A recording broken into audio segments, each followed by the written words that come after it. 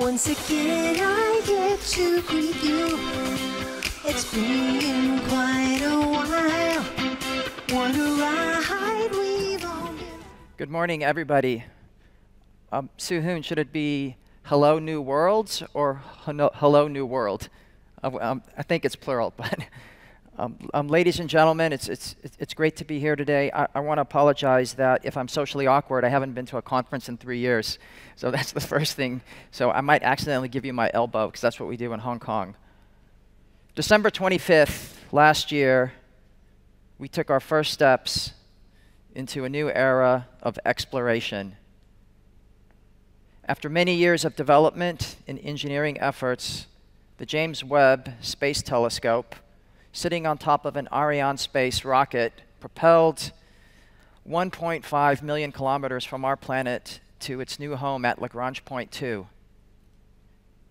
This telescope is one of the most sophisticated instruments ever built for the purpose of exploration and pursuing scientific efforts, something I'm super excited about. Without a doubt, it's a stellar engineering feat, and for the scientific community and for the explorers in the room, an incredible gem for all scientists. What this telescope can do is allow us to see further into the cosmos, and by the way, this is a picture from that telescope, than we could ever see before. In fact, with a much higher level of precision as well.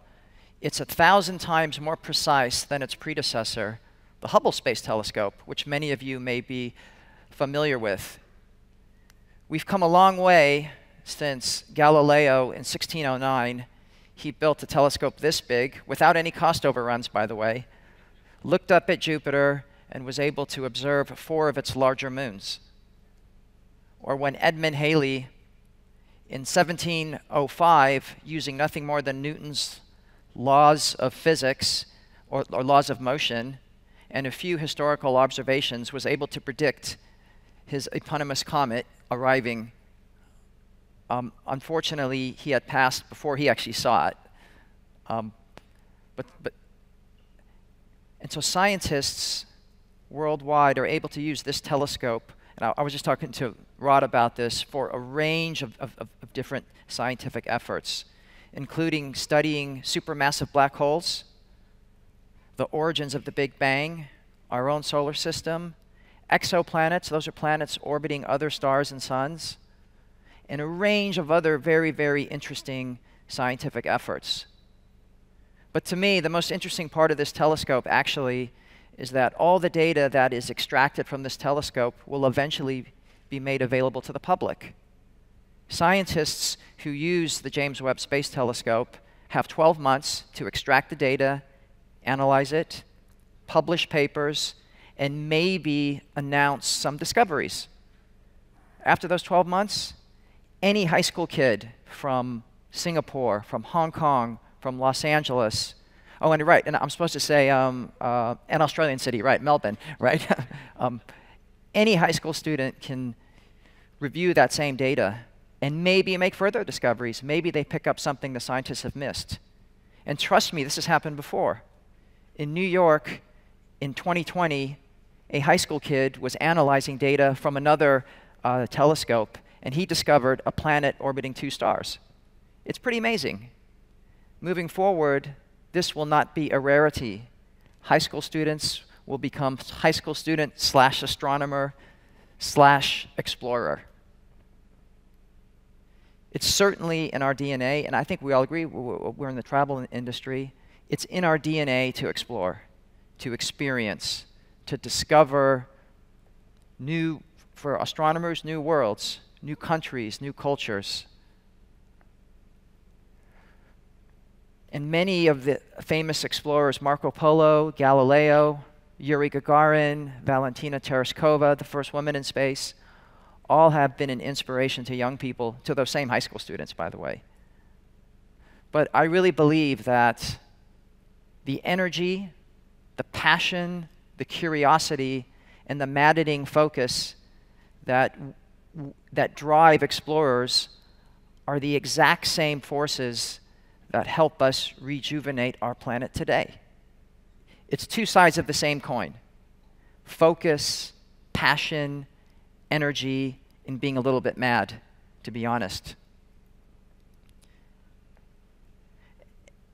During this conference and yesterday, we've talked a lot about sustainability. That's one of the big challenges we face as an industry. But we have other challenges too. Omri talked about, hey, you know, the days of free money are over. It's true, that's having an impact. And so we as an industry are faced with are faced with a number of strains, bumps in the road, and challenges. However, those forces of passion and energy and focus might help us to address some of those challenges. There's 4 that I've identified, and we've talked about those already over the days. The first one, the biggest strain, is frankly our people. It's our talent. And we talked about this last night at the brainstorming session as well. And I think Omri also said, hey, we can't compromise on talent. But one of the biggest strains is the fact that during COVID, our frontline service workers did not have the luxury to work from home and just take a laptop and chat. Many of them had to still show up for work. And I'm sure some of you have seen the YouTube videos, how horrible, we talk about horrible customer service. There's also horrible customers, and how they've yelled at flight attendants on planes and receptionists and front desk staff at hotels. I mean, our service workers have been beaten to a pulp, to be honest. And you know what? A lot of them don't even want to do this anymore. That's why there's so many job vacancies. Nobody wants to do this anymore. And so how do we rejuvenate our talent? How do we rejuvenate our workforce? Well, I believe there are some people in the audience today that may have some startup ideas, maybe related to learning and development, maybe related to new compensation models. I think Tim, one of the Tims, I forgot which one, yesterday, talked about maybe we need to provide those travel benefits back to our service workers. Hey, the reason why they joined the travel industry was because they love to travel. Let's give them some more of the benefits. Let's not cut back. Let's add to it. And so I believe someone in this room might come up with a holistic solution, might come up with some new ideas so that we can re-engage and make it attractive for those talents to continue to work in this industry at a level that we come to expect. And just remember, the difference between an unforgettable experience and something we'd rather forget about is going to hinge on our people. Now, one of the second strains that we've seen is startups are facing some challenges. Startups are the seeds of innovation for our industry. There are many startup founders in this audience today, and I believe there are some wannabe startup founders too. And by the way, you're the ones that I really want to talk to later. But keep in mind that with so much free capital in the past, and you know the fire hydrant of venture capital that was flowing like crazy, lowering the cost of capital, many of these startups, some of them, maybe they were a little bit more reckless than they should have been. Maybe they acquired money-losing customers. Maybe they focused on too many things. I think Eric talked about, hey, you know what? We have to focus on the right things. There's some things we have to say no to, and there's a few things we need to say yes to. And so maybe some of you in the audience today could nudge our startup founders. Let's make sure we're creative. Let's make sure we understand the new reality, because that's the only way we can rejuvenate our industry. Now, a third strain that we see, of course, has to do with over-tourism. Now, are there opportunities to somehow address over-tourism? Can we come up with new pricing models? Can we flatten the peak? So who said that yesterday? Flatten the peak? That was from someone from Expedia said that. There are ways we can flatten the peak. Maybe there's someone in this audience today, and someone talked about virtual reality in the metaverse. Maybe someone can create some virtual experiences that can approximate visiting some of our favorite destinations. It doesn't replace visiting it, but maybe there'll be an opportunity that it's not like we have to see every single site as a tourist. Maybe that can help solve some of our over-tourism problems and challenges. Now, there's a third opportunity for rejuvenation. We've talked about it many times. It has to do with sustainability. Was it really meant to be that for the price of a cheap meal at Clark Key, you can fly anywhere in the region on a low-cost carrier. Or maybe we have to rethink the pricing model. Maybe some of the externalities, carbon emissions, greenhouse gases, the costs associated with that need to be somehow embedded into our prices of low-cost carriers. Or maybe there's someone in this room, maybe there's a potential entrepreneur that wants to come up with the next sustainable aviation fuel company and the related infrastructure. There are companies in Singapore today thinking about this, by the way. Or maybe even better yet, there's someone who can come up and be part of the founding team for the next generation electric airplane that's actually commercially viable, that can fly more than 10 people. I mean, sure, you can get a couple people on a drone, but what about 10? Really, really interesting. And maybe someone can do that.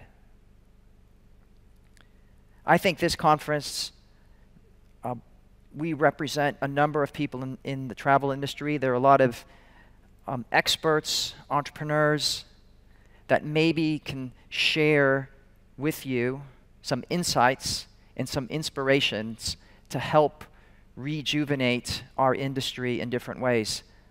I think about what Galileo once wrote. He said that you cannot teach a man anything. You can only help him find it within himself. And maybe at WiT today and tomorrow, we can help you find it within yourselves to come up with the next great idea that can help us to rejuvenate our planet. Sue Hin.